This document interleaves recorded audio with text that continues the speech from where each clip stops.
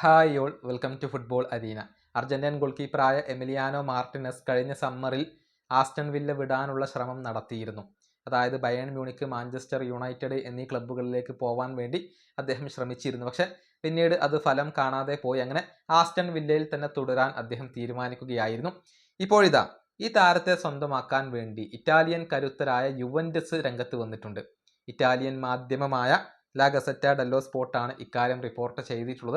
അതായത് യുവന്റസിന് നല്ല ഒരു ഗോൾ കീപ്പറെ ആവശ്യമായി വരികയാണ്. ആദ്യം ബ്രസീലിയൻ ഗോൾ കീപ്പറായ ആലിസൺ ബക്കർക്ക് വേണ്ടി അവർ ശ്രമിച്ചു, പക്ഷെ അത് സാധിച്ചില്ല. ഇതോടുകൂടിയാണ് യമയിലേക്ക് അവരുടെ ശ്രദ്ധ തിരിഞ്ഞിട്ടുള്ളത്. ആസ്റ്റൺ വില്ലയുമായി ഈ ഗോൾ കീപ്പർക്ക് 2029 വരെ കോൺട്രാക്ട് അവശേഷിക്കുന്നുണ്ട്. ക്ലബ്ബ് വിടാൻ അദ്ദേഹത്തിന് താല്പര്യമുണ്ട്, നല്ല ഒരു ക്ലബിലേക്ക് പോകാൻ അദ്ദേഹത്തിന് താല്പര്യമുണ്ട്. പക്ഷെ ഇവിടെ കോംപ്ലിക്കേറ്റഡ് ആയ കാര്യം എന്തെന്നാൽ 5 മില്യൺ യൂറോയാണ് യമി ഇപ്പോൾ സാലറി ആയിക്കൊണ്ട് ആവശ്യപ്പെടുന്നത്. ഇത് അംഗീകരിക്കാൻ യുവന്റസ് തയ്യാറായിട്ടില്ല എന്നുള്ളതാണ് അറിയാൻ സാധിക്കുന്നത്. ഏതായാലും യമിയെ കൊണ്ടുവരാൻ യുവന്റസിന് താല്പര്യമുണ്ട്.